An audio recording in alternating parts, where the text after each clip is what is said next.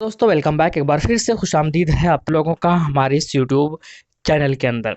आइए दोस्तों बात करेंगे हम लोग इस वीडियो के अंदर कि अभी चंद हफ्तों पहले एआईएमएम की पार्टी यूपी में गए और वहां पर ओम प्रकाश राजभर से मुलाकात की और एआईएम के सदर जनाब बैरिस्टर असदुद्दीन ओवैसी साहब ने सहमति जताई थी कि हम यूपी के अंदर होने वाले चुनाव के अंदर जो है साथ मिलकर चुनाव लड़ेंगे। और उस वक्त जो है टोटल वो जो एक मोर्चा खोला है ओम प्रकाश राजभर ने कि हम करप्शन के खिलाफ चुनाव लड़ रहे हैं, हम बीजेपी के खिलाफ चुनाव लड़ रहे हैं और सबके साथ सहमति एक जैसे सोच रखने वाली जैसे पार्टी है, सब एक साथ मिलकर जो है चुनाव लड़ेंगे। वो जो एक मोर्चा बनाया है उस मोर्चा के अंदर असदुद्दीन ओवैसी साहब भी शामिल हुए थे। लेकिन अब जो है अब उस वक्त 8 मोर्चा था, 8 पार्टी थी उस मोर्चा के अंदर, लेकिन अब जो है वो 9 पार्टी उस मोर्चा के अंदर शामिल हो गई है। ऐसा कौन कौन है, आइए इसी के बारे में इस वीडियो के अंदर बात करने वाले हैं। कौन कौन है इस मोर्चा के अंदर, तो चलिए देखते हैं। ये जो भागीदारी संकल्प मोर्चा बनाया है उसके अंदर जो है 9 लीडर अभी तक एकत्र हो गए हैं। उसमें कौन कौन से है,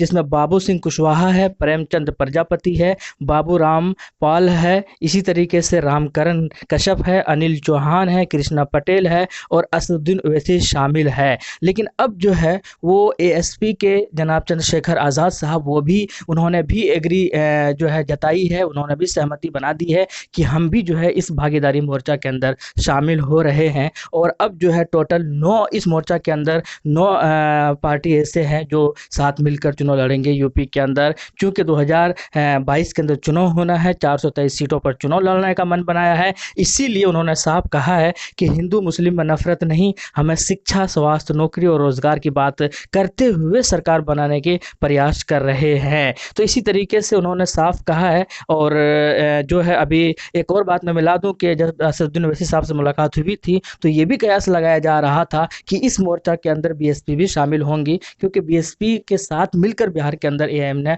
चुनाव लड़ा था। तो अब हालांकि उस वक्त ये कहकर ये कहा था कि आने वाले वक्त में हो सकता है कि बीएसपी के भी साथ हो, लेकिन अब ये देखना होगा कि क्या बीएसपी भी इसमें अंदर शामिल होते हैं। लेकिन उससे एक और ख़बर ये है कि आप जो कि केजरीवाल है दिल्ली के अंदर, उन्होंने भी जो है यूपी के अंदर चुनाव लड़ने का घोषणा किया था और बैरिस्टर असदुद्दीन ओवैसी साहब ने ये कहा था कि आप भी आ सकते हैं, सबके लिए रास्ते खुले हैं, किसी के लिए रास्ते बंद नहीं हुए हैं। ऐसे पार्टी जो कि बीजेपी या इस तरीके के जो चीज़ें हैं नफरत के खिलाफ लड़ना चाहती है वो एक मंच पर आ सकते हैं। और इसीलिए उन्होंने कहा था कि सबके लिए रास्ते खुले हैं, चाहे केजरीवाल हो, चाहे बीएसपी हो, चाहे फिर एसपी यानी कि समाजवादी पार्टी है। अब ये देखना है कि क्या होता है, वो तो आने वाले वक्त में ही पता चलेगा। लेकिन क्या जौनपुर के अंदर भी अभी एक सभा होने वाला है, असदुद्दीन ओवैसी साहब की एक मीटिंग होने वाली है, तो क्या उस सभा के अंदर या उस प्रोग्राम के ज़रिए एक बड़ा घोषणा करने वाले हैं, ये भी देखना बड़ा दिलचस्प होगा।